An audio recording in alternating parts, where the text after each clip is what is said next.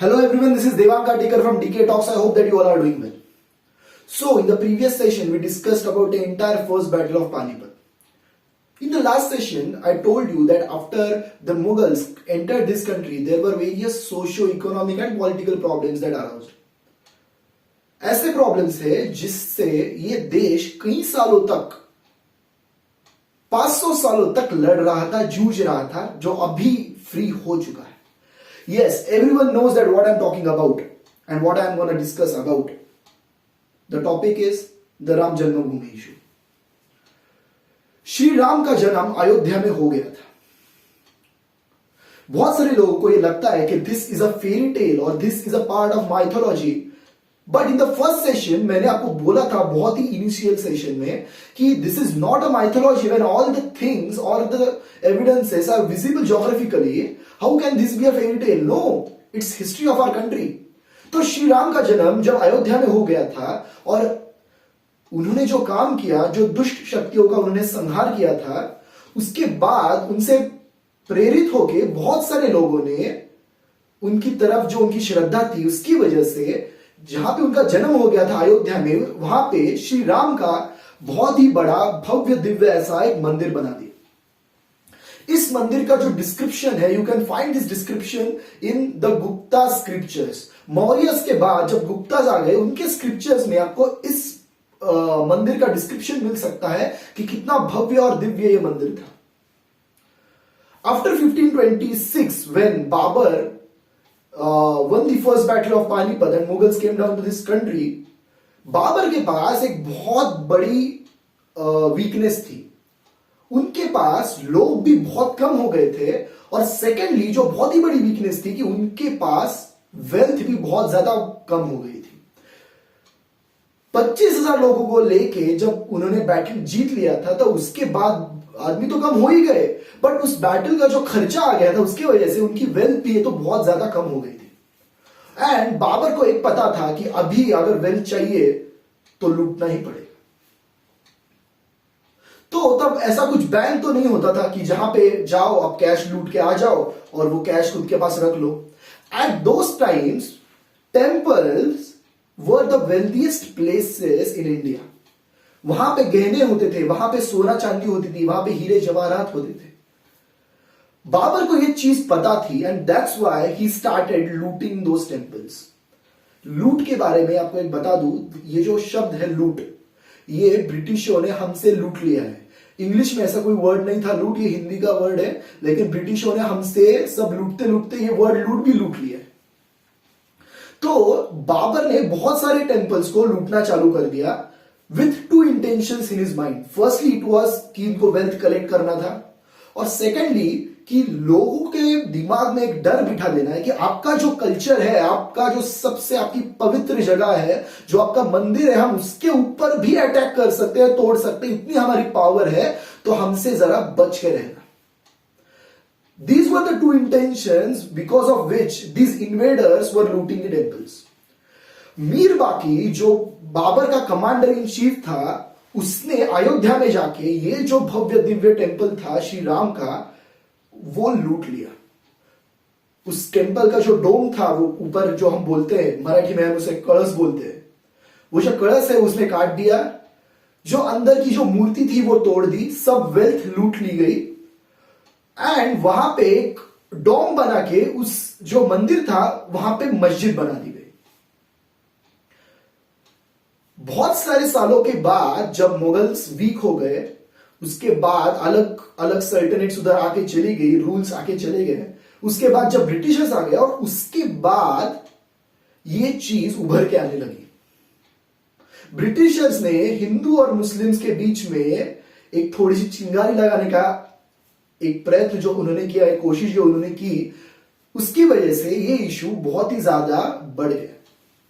इन 1949 एक बहुत सारे ग्रुप ने वहां पे एक प्रोसेशन निकाला against that thing that was created after demolishing the entire temple, और वहां पे जाके एक श्री राम की मूर्ति रख दी और वहां पे पूजा चालू कर दी इन 1949 एमसी. सो आफ्टर दैट ये जो चीज थी वो विश्व हिंदू परिषद और आरएस ने उसको कोर्ट तक लेके गए. जहां पे कोर्ट ने उसको बोल दिया कि rather than calling it a मस्जिद, हम उसे विवादित ढांचा बोल देते हैं, क्योंकि एक रिलीजन क्लेम कर रही है कि एक हमारा है और एक रिलीजन क्लेम कर रही है कि हमारा है, so let's call it a विवादित ढांचा। तो इस विवादित ढांचे के ऊपर केस चल रहा था, लेकिन जैसे हमारे प्रिय सनी देओल बोलते हैं, तारीख पे तारीख, तारीख पे तारीख बढ़ती जा रही थी। ये जो केस था बहुत आगे चलते चलते चलते इन 1991 इसको एक बहुत ही बड़ा प्लेटफॉर्म मिल गया एक्सप्रेस करने के लिए, बिकॉज बीजेपी तब उनकी पावर दिखा रही थी। BJP was not a very successful party as it is now at that point of time, but वो उभर के आ रहे थे because they were of a different ideology. In 1992 Advani ji ने सोमनाथ से लेके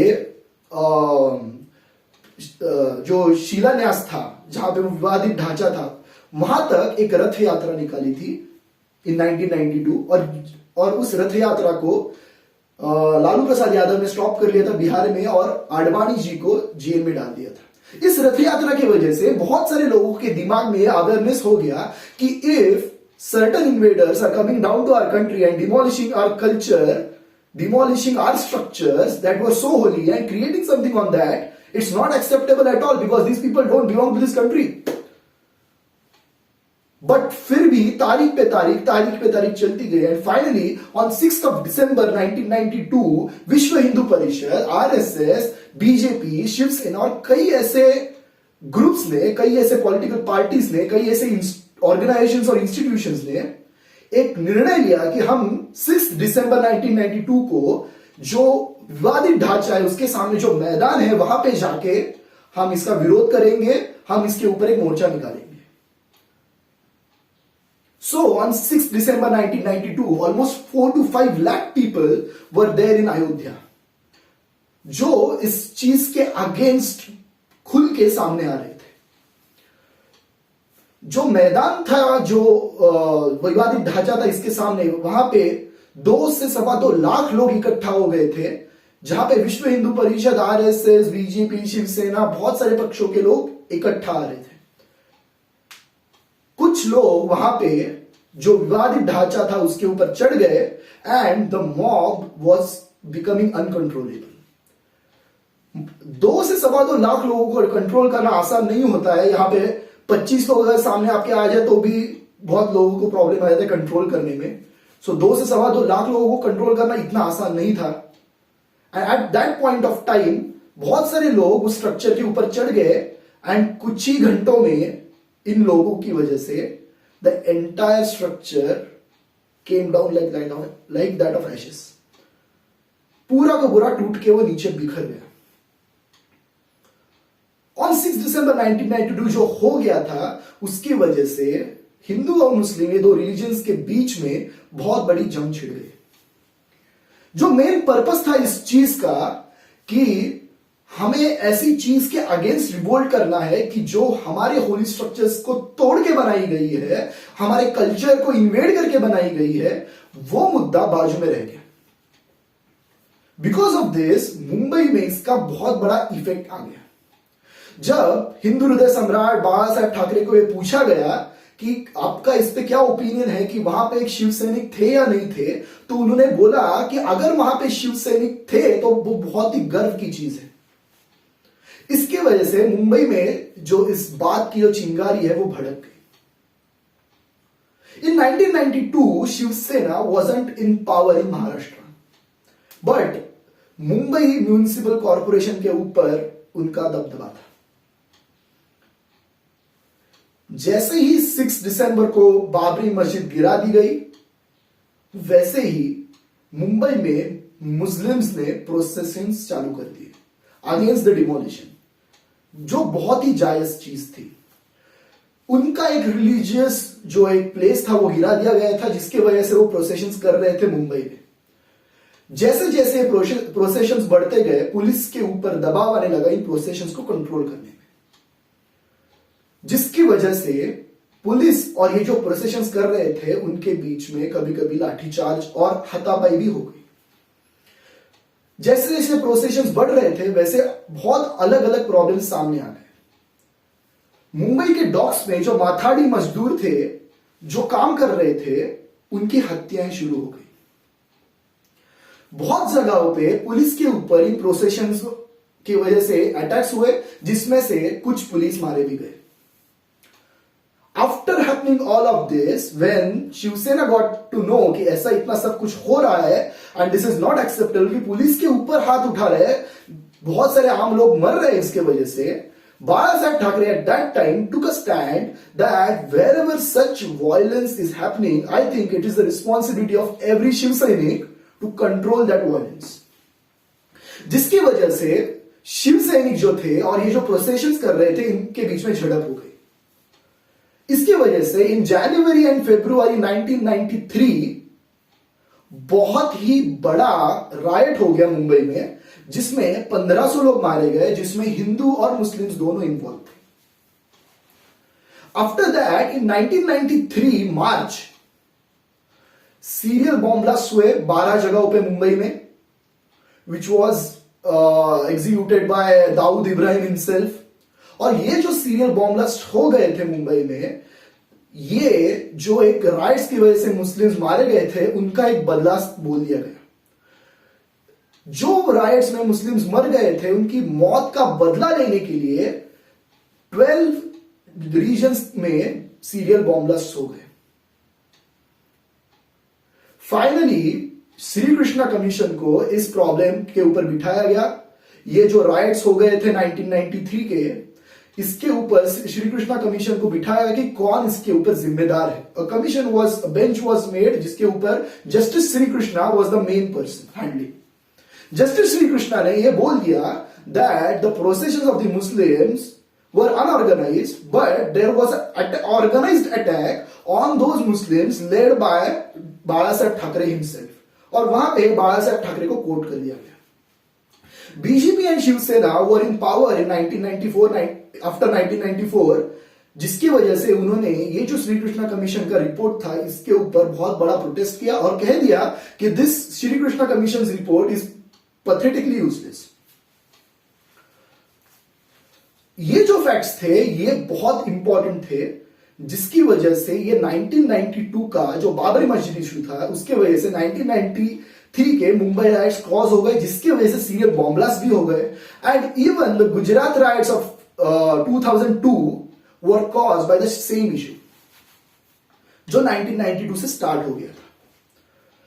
फाइनली तारीख पे तारीख होने के बाद हाई कोर्ट ने एक डिसीजन किया कि ये जो जमीन है उसको 3 हिस्सों में बांट देते हैं। एक मुस्लिम्स को दे देते हैं, एक हिंदूज को दे देते हैं और एक थर्ड पार्टी थी उनको दे देते हैं। बट प्रॉब्लम यही था कि अगर किसी ने इन्वेडर ने हमारे कल्चर के ऊपर आक्रमण करके कोई जगह काबिज की है तो उसके ऊपर हम उसको कंट्रोल कैसे दे सकते हैं। So that wasn't happening. इसके वजह से बहुत सारे लोगों ने वो the Hindu parties as well as the Muslim parties जो वक्फ बोर्ड था उन्होंने सुप्रीम कोर्ट में केस कर दिया। Finally on 9th of November 2019 एक रेवोल्यूशनरी डिसीजन आ गया जिसमें सुप्रीम कोर्ट ने कोट कर दिया कि जो एक्सकवेशन वहां पे हुआ था जिसमें बहुत सारे हिंदू स्क्रप्चर्स, बहुत सारे हिंदू थिंग्स मिले थे जो रिलेट करते हैं कि वहां पे कुछ तो एक हिंदू मंदिर था, एक हिंदू स्ट्रक्चर था जो घिरा के ये बनाया गया है। इसकी वजह से ये जो 3 एकर्स का लैंड है ये कंप्लीटली राम जन्मभूमि ट्रस्ट को दिया जाएगा, जहां पे वो 3 एकड़ में एक भव्य दिव्य मंदिर बना सकते हैं। सुप्रीम कोर्ट ने यह भी कोट कर दिया कि मुस्लिम पार्टी को जो वक्फ बोर्ड है उनको एक अलग जगह दी जाएगी अयोध्या में उतनी ही बड़ी, जहां पे वो उतनी ही बड़ी मस्जिद बना सकते हैं। बीजेपी, विश्व Hindu Parishad and RSS had no objection of the Muslims building a masjid in Ayodhya, but उनको ऑब्जेक्शन था कि उनको वही जगह क्यों चाहिए जिसमें प्रभु श्री राम का जन्म हो गया था, क्योंकि जन्म तो एक ही जगह पे हो सकता है। So this entire issue is a matter of many things. Firstly, अगर कोई इन्वेडर देश के ऊपर आक्रमण करके किसी जगह को गिरा के खुद की कोई तो अलग जगह बना रहा है, देन वो कितनी भी बड़ी या भव्य हो, अगर किसी और चीज को तोड़ के उसको बनाया गया है जो इस देश से रिलेट करती है, then that should not be tolerated at all. Secondly, ये जो इशू है वो दो रिलीजन्स का इशू है नहीं, ये देश की इंटीग्रिटी का इशू है.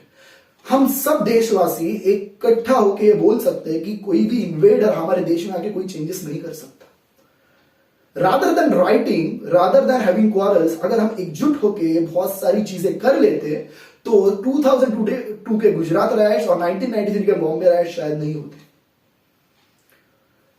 जस्टिस श्री कृष्णा का जो रिपोर्ट था कि जिसमें उन्होंने किया था कि Shiv Sena led organized attacks on to the Muslim processions, इसमें एक कोट ऐसा था कि जब बाला साहब ठाकरे ने बोल दिया था कि शिव सैनिक जो है उनके ऊपर ये रिस्पॉन्सिबिलिटी है कि जो प्रोसेशंस वायलेंस के तरफ जा रहे हैं उनको रोकना, that meant that he wanted the Shiv Sainiks to do an organised protection of the people that were hurt due to those professions. I think no writing can be justified, but sometimes it's very difficult to control the mob. So whether it's a Hindu mob or whether it's a Muslim mob, I think many things do happen the way they shouldn't. लेकिन अब हम 2022 में खड़े हैं, जब ये हिंदू और Muslims का ये जो प्रॉब्लम था, ये बहुत बड़ा प्रॉब्लम था, सॉल्व हो गया. After 500 odd years we are standing here और हम भाईचारे से खड़े हैं. हम बोलते हैं कि पूरा देश एक है, यह पूरा विश्व एक है, वसुधैव कुटुंबकम है, जिसमें हम हिंदू मुस्लिम नहीं मानते. भगवान की तरफ जाने के लिए अलग अलग रास्ते हैं. एक हिंदू है तो एक मुसलमान, एक क्रिश्चियन है तो एक बुद्धिस्ट है. So I will conclude on this that some invaders created such problems in our country, जिसको टैकल करने के लिए 500 साल लग गए. But yes, now we have moved on and we are making a new India better in itself, in its technology, in its entrepreneurship and its talent. So thank you everyone for watching this and keep watching.